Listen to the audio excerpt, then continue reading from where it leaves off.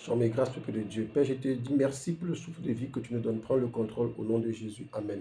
Bien-aimé, aujourd'hui, le Seigneur m'envoie te dire, ne te moque pas de celui qui a péché. Ne te moque pas de celui qui est tombé. Dans notre vie de tous les jours, on voit des bien-aimés, on voit des frères qui parfois sont tombés dans des péchés. D'aucuns sont tombés par ignorance, d'autres parfois sont tombés même tout en sachant ce qu'ils faisaient. Quelle qu'en soit la façon dont le frère est tombé, le Seigneur nous dit aujourd'hui, ne te moque pas de celui qui a péché. Tu ne sais pas aussi ce qui peut t'arriver demain. Mais là n'est pas la question. Pourquoi le Seigneur Jésus nous envoie te parler ainsi aujourd'hui?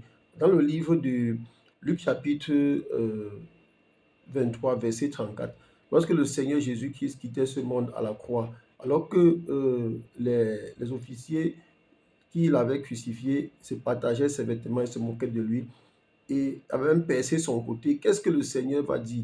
Le Seigneur va dire, Père, pardonne-leur, car ils ne savent pas ce qu'ils font. Nous sommes dans Luc chapitre 23, verset 34. Donc le Seigneur nous enseignait ici que nous devons apprendre à pardonner. N'a-t-il pas dit, tu dois apprendre à pardonner 7 fois, 77 fois. Et à côté de ça, on a deux choses qu'il faut noter. Non seulement il a pardonné, en plus il a prié pour que le Seigneur pardonne ceux qui ont péché. Et ce que beaucoup de nous ne font pas. Parfois, quand quelqu'un est tombé, on est content, on attend de voir ce que Dieu va faire de lui. Or, le Seigneur n'attend pas que nous réagissions ainsi. Le Seigneur attend que nous implorions sa miséricorde pour ceux qui sont tombés, à l'image du Seigneur Jésus, qui implora la miséricorde de Dieu face à ceux qui étaient en train de le crucifier. Nous devons vivre à l'image du Seigneur Jésus, ne pas se moquer du frère qui est tombé, mais d'implorer la miséricorde de Dieu.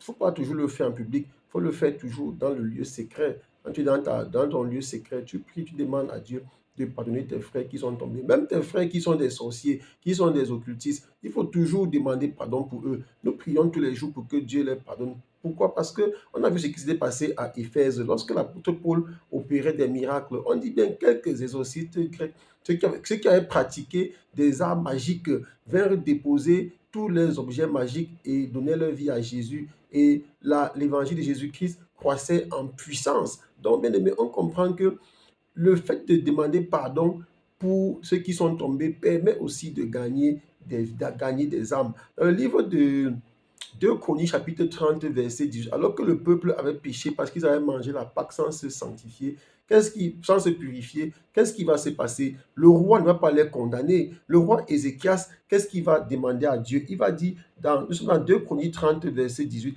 il va dire, veille Seigneur qui est bon, pardonner. Donc, Ézéchias pria pour eux en disant, veuille Seigneur éternel qui est bon, pardonner. Et qu'est-ce que le Seigneur va faire? Dans le verset 20, l'Éternel exauça Ézéchias et il pardonna le peuple. On voit ici, il y a deux choses. Premièrement, l'Éternel exauça Ézéchias, il pardonna le peuple. Donc, on voit ici que Ézéchias a gagné des points et le peuple aussi qui a été pardonné a été racheté. Donc, tu vois, quand tu demandes, quand tu exauces, quand tu demandes mes genoux par terre pour implorer la miséricorde de Dieu, ceux qui sont tombés, c'est toi que le Seigneur exauce. Quand le Seigneur t'exauce, forcément tu as une bénédiction. Et maintenant, ceux qui ont été exaucés, ceux qui ont reçu la miséricorde de Dieu, ceux qui ont été pardonnés, eux aussi, ils entrent dans une autre dimension qu'ils n'avaient pas avant. Parce que lorsqu'on est pardonné, on est purifié de tout péché, on devient une nouvelle créature et les choses anciennes sont passées. Donc, je prie pour toi qui as l'habitude de te moquer de ceux qui sont tombés, que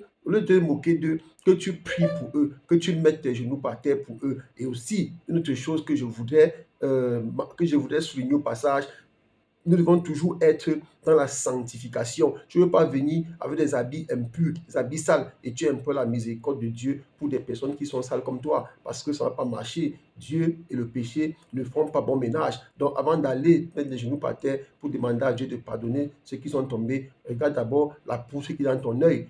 D'abord cette poutre-là. Et puis maintenant, tu peux demander à Dieu d'exaucer, de pardonner, demander à Dieu de pardonner les autres. C'est comme ça que ça marche. Et je te dis merci parce que tu parles à quelqu'un aujourd'hui. Que la gloire et l'adoration te reviennent. Au nom de Jésus. Amen.